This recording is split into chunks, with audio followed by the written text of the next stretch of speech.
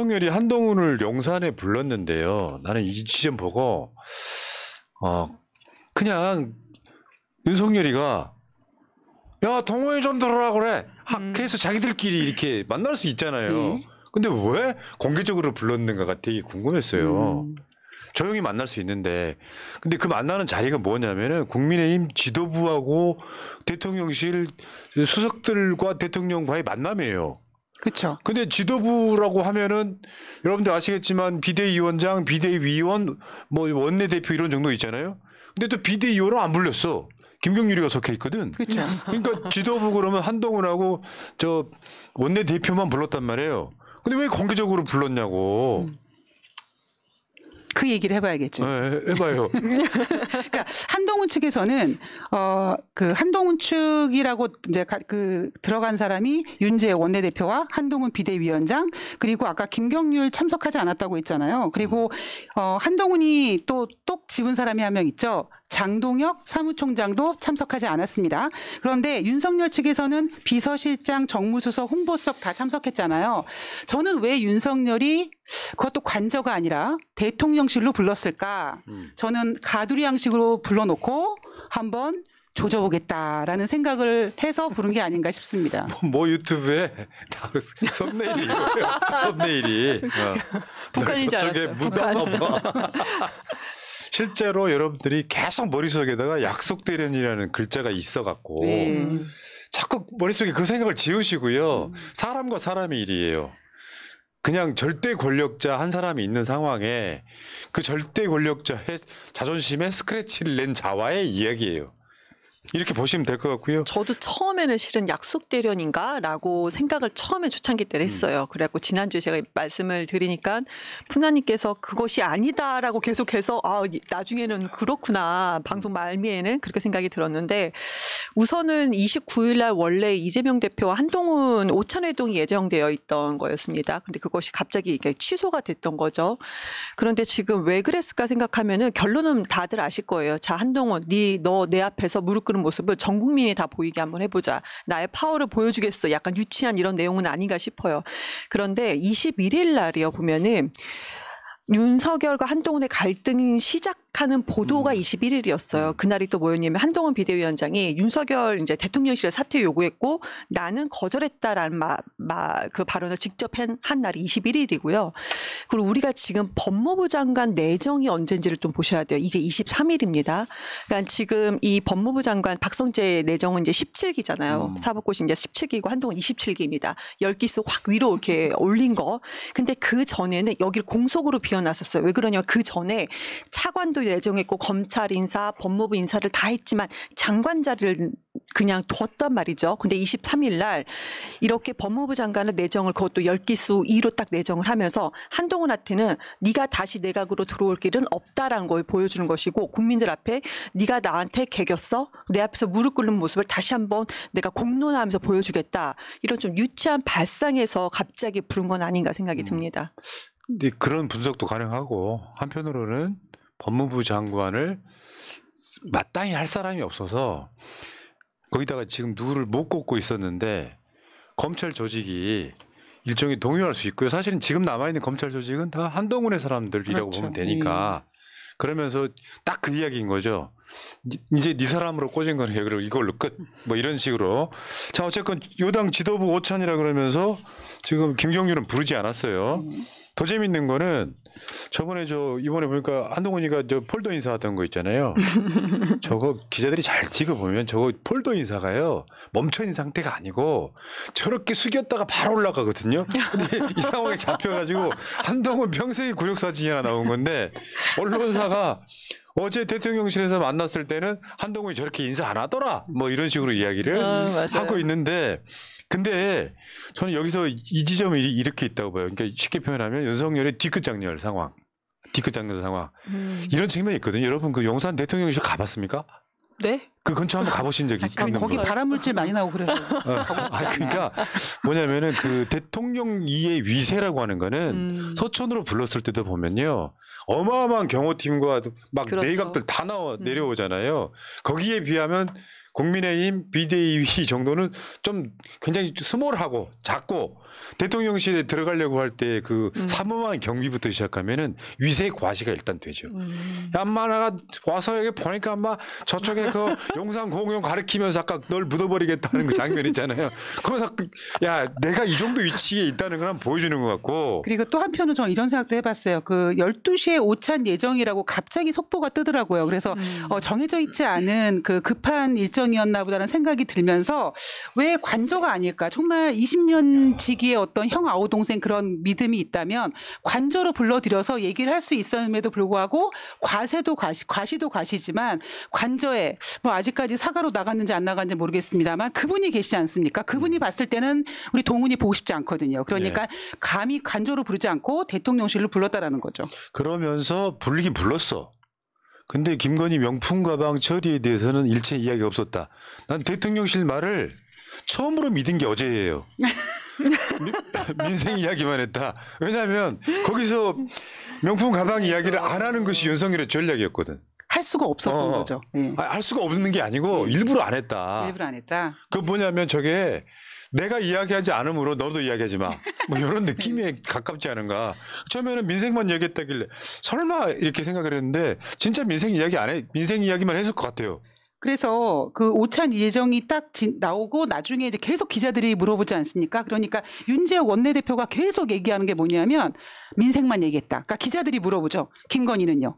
김경률은요? 그러면 뭐 공천에 대해서는요? 아니면 당정관계 괜찮습니까? 라는 질문을 계속 던졌지만 계속 윤재욱은 민생 얘기만 했죠. 아, 그러니까 그 뭐냐면은 처음에는 둘이 덕대했다고 생각했어요. 덕대가 아니야. 아니에요. 예. 대통령실하고 저 국민의힘의 비대위원장하고 원내대표가 계속해서 만난 거예요.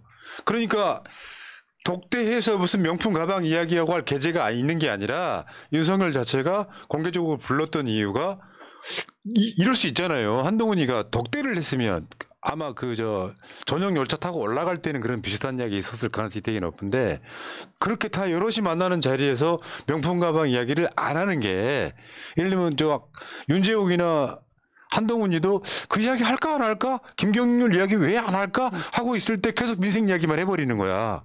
이게 자꾸 민생인데 민생이란 뜻이 국민들이 잘 살 수 있는 국민들의 삶에 대한 얘기잖아요. 나도 민생 하니까 이게 김생 하면서 김건희를 살리기 위한 얘기를 한 게 아닌가라는 생각이 들더라고요. 알겠습니다. 자, 그래요. 아니, 저는 여기서 지금은 이제 김생하면서 웃긴 했는데 민생이라는 얘기 이 기사를 보고 저는 오히려 되게 좀 화가 났던 의미가 뭐냐면 지금 이동훈 수석이 서면 브리핑을 통해서 이렇게 얘기를 했어요. 다양한 민생 현안을 심도 있게 논의했다라고 해요. 민생 현안에 대해서 심도 있게 논의했다. 근데 우리 최근에 서천시장에서 화재 현장에서 둘이 사진을 대통령실 사진을 29컷 중에서 한동훈과 찍은 사진 거의 18컷 거의 집중적으로 찍은 것이 10컷 이상 같이 포커스를 맞춘 것이 18컷 정도 나오는데요. 민생 정말로 국민이 고통받는 민생 현안에서 이 사람들이 머물렀던 윤석열 대통령이라는 사람이 머물렀던 시간이 20분입니다. 그러면서 민생 현안에 대해서 심도 있게 논의했다라고 이렇게 말할 수 있는 이 사람들의 뻔뻔함을 그렇지. 국민을 얼마나 무시했으면 이 정도까지 얘기할 수 있는 건지 참 한심하다. 그리고 맞죠. 국민한테 곧 심판 받아야 하고 받을 것이다. 이자들은 민생을 몰라요. 이따가 이야기하겠지만 이태원 특별법 이런 것도 민생이에요. 민생이 뭔 개념인지도 몰라. 뭐 물가 잡으면 민생 뭐 이런 정도의 단편적인 사람들이기 때문에. 자, 근데 어저께 국회 운영위원회가 열렸는데 이제 그 김건희 백이라든지 뭐 강성희 의원 건이라든지 이런 거를 하려고 운영위원회를 열면 국민의힘이 안 나옵니다. 나오긴 나오지. 근데 간사가 좀 뭐 몇 마디 씨부리고 그냥 그걸로 끝나는 상황을 계속 만들어내요. 어저께 국민의힘 간사 김건희 명품백에 노무현 논두렁 시계를 꺼냈다고 그래서 어제 논란이 됐었죠. 윤한홍은 유명한 윤핵관 중에 한 명이에요. 이준석 편에 가면 윤핵관 호소인. 소인. 근데 저 윤한홍이 말하자면 이런 거예요. 저 노무현 대통령 논두렁 시계나 뭐 김정숙 여사의 무슨 뭐 샤넬 샤넬 자켓 이런 것들도 똑같은 개념이다. 이렇게 이야기를 해가지고 되게 열받는 게 저 SBS가 시계 논두렁에 버렸다라고 하면서 보도했던 내용이 바로 밑에 나와 있죠. 박연차 회장이 수사를 받자 집사람이 시계를 논두렁에 버렸다라고 노무현 대통령이 말했다라고 하는 건 가짜 뉴스예요. 사실은. 근데 요거를 딱 꺼내면서 물타기 오지게 하던데 이 사건은 명품 시계 논두렁 보도는 국정원 주도로 이루어진 것이다라는 이야기를 당시 노무현 대통령 수사했던 이인규가 했던, 물론 저게 100% 진실이라고 말하기는 좀 어렵지만 사실로 굳어지고 있죠. 그러니까 이게 들통이 나자 논두렁에 고급, 정말 최고급 시계 있어요. 시계를 논두렁에 버렸다 하면서 노무현 대통령을 민심으로부터 완전히 버리게 만들었던 바로 그 스킬. 예를 들면 조국 장관 같은 경우는 표창장을 위조했다 같은 걸로 논두렁 시계급의 어떤 공작들을 해봤다라고 하는 이야기가 있는데 사실은 이런 거예요. 그게 유시민 작가가 옛날에 TV에 나와서 했던 건데 제가 직접 고 노무현 전 대통령께 들었어요. 돌아가시기 얼마 전에. 태광실업 박연차 회장이 노건평 씨에게 명품 시계를 전달합니다. 노건평 씨 부인이 권양숙 여사에게 시계를 전달해요. 노무현 대통령한테 말하지 않고 권양숙 여사가 일단 시계를 보관을 했다 그래요. 처리를 할 방법이 없어가지고. 그래서 나중에 이제 압수수색이 예상되자 재산 목록을 노무현 대통령이 작성을 했다고 합니다. 그런데 시계 존재를 그때 알게 됐다 그래요. 그래서 노 대통령이 화가 났고 그다음에 망치로 시계를 부순 후에 폐기했다는 게 유시민 작가에 의하면 팩트예요, 팩트. 근데 들키자 시계를 논두렁에 버렸다라고 하는 소설을 씀으로써 노무현 대통령이 여론으로부터 버려지게 만든 결정적인 요소로 작동을 했던 것. 이거하고 김건희 디올백 수수랑 무슨 연관이 있죠? 제정신은 아닌 것 같습니다. 그러니까 지금 이 시점에서 노무현 대통령까지 언급한 거 보면은 그것도 논두렁 시계라고 하면서 언급한 거 보면은 국민의힘이 아니면 윤석열 정권 속에 있는 사람들이 정말로 궁지에 몰리고 있구나를 스스로 조금 감지한 것은 아닌가 생각이 듭니다. 그죠. 윤석열이 노무현 대통령하고 김대중 대통령 존경한다고 하잖아요. 네. 이쪽 갈라치기 하려고. 난 문재인은 싫고 노무현 김대중은 좋아 이러고 있는 상황에 사실과 다른 이야기. 그냥 김건희는요. 영상에 담겼어요. 카메라에 담겼다고. 지금 그 신동욱 앵커 논두렁 시계 신동욱이 지금 이번에 국민의힘에 입당을 했습니다. 드디어 이윽고. 그럴 만한 놈이 그런 거죠. 네. 그렇죠. 그럴 것 같았어요, 저 사람. 신동욱이가 신동욱 한 거지. 그렇죠. 그리고 이제 김건희하고 또 김정숙 여사 물타기 오지게 하죠. 그러니까 김정숙 여사 건은 전혀 김건희랑 비교 대상이 아니야. 그렇죠. 김정숙 여사의 건에서 그 샤넬 자켓에 대해서 이제 어제 방송에서 마차님이 다시 한번 설명해 주셨는데요. 그러니까 지금 제가 생각해 봤을 때는 지금 노무현 대통령의 농두렁 시계라든가 아니면 김정숙 여사의 샤넬 이 자켓까지 끄집어내면서 김건희를 쉴드 치려고 하는 이유를 생각해 보면 일단 김건희가 받지 말았어야 될 뇌물을 받은 거고 그리고 그 영상을 또 밝혀진 거고 그러다 보니까 일단 쉴드는 쳐야 돼서 맨 처음에 전 제일 기가 막혔던 게 뭐냐면 왜 반환하지 않았냐. 그러니까 이건 굉장히 공식적인 용어고 아니 그때 샤넬 300만 원짜리 받았으면 원래는 그거 돌려줘야지. 아 이러시면 안 됩니다. 라고 하는데 아 왜 자꾸 이런 거 갖고 오세요. 그러면서 받지 않았느냐. 왜 그 자리에서 돌려주지 않았느냐 그랬을 때 이철규 인재영입위원장이 이런 얘기를 했죠. 반환하면 국고 횡령이다. 뭐 이런 얘기하고 반환 창고 있다고 얘기하고 이제 쉴드를 치다 보니까 더 이상 국민들이 거기에 넘어가지 않으니까 어쩔 수 없다. 물타기를 해야 되겠다라고 해서 지금 엉투당투하는 일들을 가지고 물타기를 하고 있는 거죠. 맞죠. 아, 논두렁 시계 그러니까 국민들께서 대한민국에서 국민들께서 검찰 개혁이 정말 필요하다라고 시작점이 노무현 대통령의 논두렁 시계가 시작이었고 노무현 대통령의 죽음이 시작이었습니다. 그때 당시에 이제 퇴임한 그 대통령을 검찰이 유언별을 통해서 이걸 능욕하고 또 조롱했던 거기 때문에 그 검찰 개혁의 국민들이 염원이 지금까지 이어져 온 건데 이 사람들이 이걸 언급함으로써 이것도 국민들의 어떤 검찰 개혁에 대한 염원은 더 강해질 거다 생각을 하고요. 그리고 지금 자꾸 국고 기속이라고 얘기하는데 우리나라는 그 사람들이 얘기하기 법치국가라고 하지 않았습니까? 정말로 국고 기속이 될 조항이 된다면 그 조건이 된다면 공직자윤리법 우리 언론에서 많이 나왔습니다. 15조 1항 그리고 대통령 기록물 관리법 2조 제2조 1호에 딱 맞아야 됩니다. 이것이 다 언론 보도가 나와 있음에도 불구하고 국민들 이거 많이 아실 겁니다. 이게 뭐 몇 조 몇 항량까지 몰라도 이런 법에 관련되어 있다는 건 알 겁니다. 그러면서도 불구하고 이 사람들은 자꾸 이것은 대통령의 어떤 보관함에 있어야 된다라고 이렇게 주장을 하는 거 보면은 한심해도 너무나도 한심하다라는 생각이 듭니다. 그러니까 논두렁 시계값만 해도요. 노무현 대통령이 뇌물 받은 사건이라고 착각을 하고 있는데 아니에요.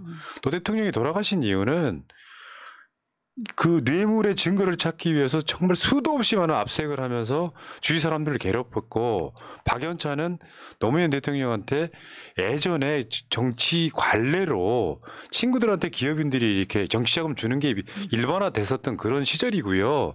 진짜 중요한 건 돈을 받을 수 있어요. 문제는 대가성이 있느냐.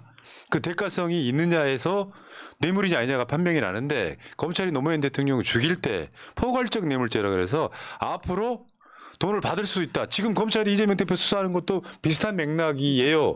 그 상황에서 박연차라는 사람이 노 대통령 뭐 노건평 씨 통해 가지고 고급 시계를 줬을 때 이게 노 대통령은 받았던 것 자체가 싫었던 거고 요거를 이제 좀 논두렁 시계 해가지고 노무현 대통령은 정말 비열하게 뇌물이나 받는 사람 이렇게 이미지 해서 죽인 거 아닙니까? 요거를 다시 끌어오는 상황. 그리고 김정숙 여사 건은 이게 김정숙 여사가 무슨 이렇게 옷 입고 이렇게 나가면은 이거 특수활동비로 쓴 거 아니냐라고 계속 의혹 제기를 했었는데 거기에 대한 관련된 지금 증거가 나온 게 없고요.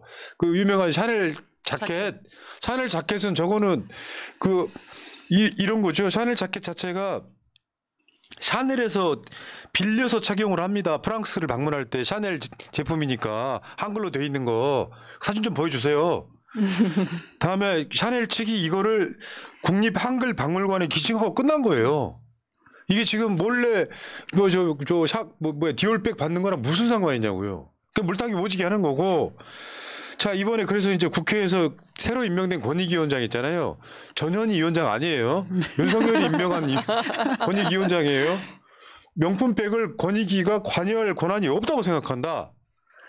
그런데 조사에는 착수해 볼게요. 뭐 이거 연병 지랄입니까 이게? 근데 저는 저 얘기를 듣고요. 그래 그러면은 뭐 특검 가고 뭐 하면 되죠. 뭐 저 이런 생각 들더라고요. 뭐 쟤네가 할 수 있겠습니까?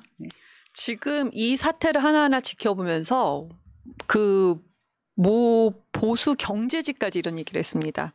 김건희의 성역이 확인됐다. 그러니까 김건희에 대한 성역만 더 확인된 겁니다. 그러니까 지금 이 모든 사태에서 결국 승자는 한동훈도 윤석열도 아니고 김건희다. 그러니까 김건희에 대한 비호감도만 훨씬 더 극대화되는 그런 결과물을 가져왔다고 봅니다. 자, 근데 이야기 다시 한동훈으로 돌아가 보면 어저께도 또 말실수 나온 거죠. 야, 성동에는 윤희숙이 최고다. 자, 원희룡, 김경률, 다음에 윤희숙 이렇게 해서 이걸 사천이라고 합니다. 자, 저거 한동훈 목소리 읽어주세요. 임종석과 윤희숙 누가 경제를 살릴 것 같습니까? 오직 운동권 경력 하나로 수십 년간 기득권 차지하면서 정치 무대를 장악해온 사람들이 민생 경제를 살릴 수 있겠습니까? 똑같아 진짜. 성별을 불문하고 진짜 똑같네. 싸가지 없죠. 그쵸. 제가 싸가지 없다고요. 그러다 보니까 여기 이제 자기 쉴드는 있어요. 그럼 비대위원장이 이런 경우는 이런 경우 있을 수 있죠. 영입 인사. 그래서 민주당이 지금 12호까지 영입한 거 아니에요? 근데 이 지역구 정해진 분들은 없어요. 그러면 민주당 당대표가 이분은 훌륭한 사람이다 할 수 있어요. 근데 지역구를 언급하면서 저런 이야기 해버리면 제일 기분 나빠할 사람 누구다? 윤석열이에요. 윤석열이죠. 왜냐하면 지금 윤석열이가 이제 검사들한테는 당선 가능성이 없어갖고 상당수 지금 공공기관에 꽂았잖아요. 그게 거의 100명 가까이 돼요. 나머지 대통령실에서 이제 행정관 하던 애, 비서관 하던 애, 수석한 애들이 이제 쭉 내려와요. 성동에 나가는 사람 있어. 권오현이라고. 이게 한동훈 입장에서는 지금 그러면은 윤석열은 권오현이 편일까요? 한동훈이 편일까요? 지금 이 상황에서. 당연히 권오현 편이에요. 기분 나쁜 거지 또. 이 새끼 내가 우리 밑에 오 의원이 좀 이렇게 보내려고 그랬더니 거기다가 또 윤희숙이 이런 거 파네 이 새끼 이럴 거 아니냐고. 그러니까 지난번에 열차 타고 같이 가겠느냐 제 자리가 있습니까? 그래가지고 같이 열차를 타고 올라가면서 분명히 윤석열이 생각에는 한동훈이 그 다음에 90도 폴더 인사를 했으니까 사과를 했으니까 사과 같은 인사를 했으니까 김경률을 자르겠다고 생각했는데 오히려 자르기 전에 오히려 이 윤희숙을 지정한 게 바로 오찬 전에 지정했거든요. 그러니까 윤석열 입장에서는 완전 하극상인 거죠, 그냥 지금. 그냥 묻어버리고 싶죠, 그렇게 그냥. 돼버리는 예. 상황이에요. 그러니까 이게 또 계양을하고 마포을과 또 달라 상황이. 또 달라 상황이. 왜냐하면 이것은 그쵸. 트집을 잡을 수가 있어요. 이게 원래 명분이 그거였잖아요. 비대위원장 사퇴하라고 했던 이관섭 비서실장의 명분이 사천하지 말라 했잖아요. 또 이게 반복된 거잖아요. 이러면 날릴 수 있다. 한동훈 지금 위험해지고 있는데 의도적으로 했다면 더 바라는 거고. 그리고 의도적이 아닌데 그게 지금 말이 튀어나온 거라면 말 실수하는 인간인 거고. 어느 쪽이나 다 문제가 되는 거죠. 조중노 같은 경우에는 한동훈을 띄워주기 위해서 정치 초보라는 포장지를 많이 돌리는데요. 제 경험상 저도 옛날에 한때 어깨 이상한 그 뽕이 들어간 적이 있었거든요. 눈에 뵈는 게 없습니다. 진짜? 예. 언제적 이야기예요? 제가 증권회사를 이직을 하는데 지점장님이 저를 6개월 동안 공을 들여가지고 쫓아다니면서 우리 회사로 와주려 했거든요. 그 저를 위해서 리모델링한 지점에 제일 좋은 자리 딱 앉혀놓고 했거든요. 그때는 제가 뵈는 게 없어가지고 지점장한테 잘못하잖아요. 야, 너 일로 와봐. 그러면 죄송합니다. 저는 고개를 끄덕거리지만 속으로는 뽕이 엄청 들어가서 개무시했죠. 근데 그러던 이윤정이 골로 갔죠. 새날에서 막 박대하니까 어때요 기분이? 저는 뭐 이미 그때 어깨 뽕 들어가가지고 한번 인생 골로 가서 저는 한동훈의 미래가 보입니다. 박대하진 않아요, 여러분. 근데 이제 네. 한동훈도 지금 본인은 이게 이제 착각인지 아니 뽕이 들어가서 판단이 흐려진 건지는 모르겠는데 우리 국민의힘 측에서 2016년도 그때 보면은 최고위원들이 모두 다 친박계였었잖아요. 네. 그래서 이제 김무성 대표라든지 김물동 최고위원을 제외하고 모두 친박계. 그래서 공관위원도 대통령실에서 모두 다 대부분 임명을 했어요. 근데 지금 한동훈은 비대위원들 일부가 자기 사람들이 되게 상당히 많아요. 그리고 대통령실에서는 지금 용산에서 36명 정도, 언론 보도에 따르면 36명, 그리고 장차관들 이렇게 정부 사람들 보면 16명, 그러니까 지금 52명 정도가 양지를 출마하겠다라고 했는데 한동훈이 이것은 우리는 무슨 뭐 경선하겠다 이렇게 얘기하지 않았습니까? 그래서 52명, 50명 정도가 지금 난리가 났다라는 겁니다. 그러니까 공천은 자기가 한다라는 어떤 그런 뽕을 아직도 지금 맞고 있기 때문에 지금 저는 누군가는 한동훈이 오래 갈 것이다. 누군가는 한동훈 곧 죽을 것이다. 이렇게 좀 팽팽하긴 한데요. 당분간 그래도 한동훈이 뽕에서 벗어나지 않는 이상 윤석열과 조금 더 싸움은 가질 거라고 생각을 합니다. 네, 그걸 제가 지난주에도 한동훈과 윤석열의 싸움에 좀 그게 이제 재미나게 우린 관전 포인트를 보면 된다라고 말씀을 드렸는데요. 저도 이것이 당분간 좀 이어질 거라고 생각을 합니다. 근데 그렇게 되면 지금부터는 약속드리는 거야. 지금부터는 그걸 윤석열이 내버려 둔다면 지금부터는 그렇죠. 예. 재미를 좀 보니까 근데 나는 그 불가능하다고 보는 게 이게 풍선 효과예요. 이쪽을 누르면 저쪽이 올라가고 저쪽을 누르면 이쪽이 올라가기 때문에 윤석열이 자기 지지율 떨어지는 꼴을 봐요. 그럼 나중에 핑계를 어떻게 삼아야 되냐면 야 너를 비대위원으로 시켰더니 국민의힘 지지율이나 내 지지율이 안 오르더라. 너만 좀 잠깐 이익을 보는데 그 이익도 정확히 말하면 민주당 지지층 일부가 윤석열 때려줘 하는 지지잖아요. 그렇죠. 표를 보면. 그렇기 때문에 문제는 이런 거죠. 예를 들어서 하늘 아래 두 개 태양은 없다 이런 것처럼 만약에 어떤 지역구 특별히 한동훈의 사람이 공천되고 윤석열의 사람이 떨어지는 상황이 오면 기분이 나빠요, 안 나빠요? 당연히 나쁘죠. 이게 사인간에 굉장히 중요한 부분이기 때문에 우리는 고품격 이간질로 한번 계속해서 사이를 이간질 시켜보는 걸로. 저는 윤석열을 계속 분노해주고 싶습니다. 또 열받아 하시는 게 뭐냐면 윤석열의 찐 지지자들은 지금 한동훈을 이미 비토하고 있어요. 네. 그건 이따가 보여드리고요. 자, 이번에 지금 성동구에 윤희숙 꽂았잖아요. 꽂겠다는 거잖아요. 지금 주요 출마자 현황 한번 보겠습니다. 저 위에 보면 지금 홍익표 원내대표는 지역을 바꿨어요. 지금 서초로 바꾼다고 이미 공언이 돼 있고 여기에 지금 한동훈이 꽂으려고 하는 저 땅희숙 저는 임차인입니다. 땅희숙 그리고 지금 대통령실에서 내려온 권오연이 그리고 민주당에서는 지금 임종석 전 비서실장이 거론되고 있고 중구 성동구 을은 지금 박성준 의원이 있고요. 여기에 지금 부산에서 올라온 하태경이, 이혜은이. 근데 여기에도 또 보면은 이영 전 중소벤처기업부 장관이 있어요. 여기다가 지금 민주당에서는 또 정호준 의원이 다시 도전한다고. 정대철 전 의원의 아드님. 그러니까 지금 이 상황에서는 중구 성동 을에서는 이영이 윤석열의 사람이라고 보면 돼요. 이거 어떻게 보는 재미가 쏠쏠하죠. 그러니까 우리가 지금 이게 즐길 때가 아닌데 얘네들 싸우는 거 보면 너무 재밌어 지금. 윤석열 얼마나 속상하겠어요. 소주 두 병 마실 거 3병 마실 일이에요, 이건 지금. 자, 어쨌건 지금 내가 봤을 때는 어떤 명분이 그러니까 엿고 있다고 하는 거 있잖아요. 야, 너 실수하는 거 엿고 있는데 한동훈이 만약에 일부러 그런다라고 하면 이제부터는 진짜 엿고는 좀 이상한 방향으로 흘러갈 수 있는데 한동훈이 공개적으로 반항하는 건 불가능합니다. 그렇죠. 네. 윤석열의 임기가 3년도 더 남았어. 지금 1년하고 한 10개월 정도 지나가고 있는 거잖아요. 이 상황에서는 권력 못 나눈다. 한동훈이 네. 진짜 뽕을 맞아서 정말 싸움을 시작한 것 같아 보이기는 합니다. 그런데 많은 사람들이 이걸 좀 내부적으로 이렇게 아는 부분, 저는 이제 외부인이니까 좀 물어보면은 윤석열은 절대로 한동훈을 가만히 두지 않을 것이다. 그래서 한동훈은 총선 이후에 승리를 한다 하더라도 외국을 가거나 아니면 총선 때까지 어떻게 해서든 비대위원장에 있지 못할 것이다 라고 얘기를 하는데요. 저도 지금 말하는 국민의힘 내부에서 분석하는 것으로 저는 많이 네. 생각을 하고 있습니다. 윤석열이나 저 김건희의 인성으로 보면 기회가 생기면 자를 거예요. 그렇죠. 어차피 그런 논란이 있어봐야. 그래서 캐비넷 얘기가 또 나오더라고요. 서로 간의 캐비넷을 가지고 있을 것이다. 그러니까 윤석열 입장은 절대 용인을 못할 거고요. 또 반대로 한동훈도 나름대로 네. 잘 나간다고 생각하기 때문에 쉽게 굴하진 않을 겁니다. 알겠습니다. 자, 채팅창에 박재영님 감사합니다. 고맙습니다. 자, 오늘 채팅창이 좀 춥다. 자, 새날 구독과 좋아요, 오늘 좀 ALS 재미없는 멤버십. 내용인가? 예. 다음 주제로 가겠습니다.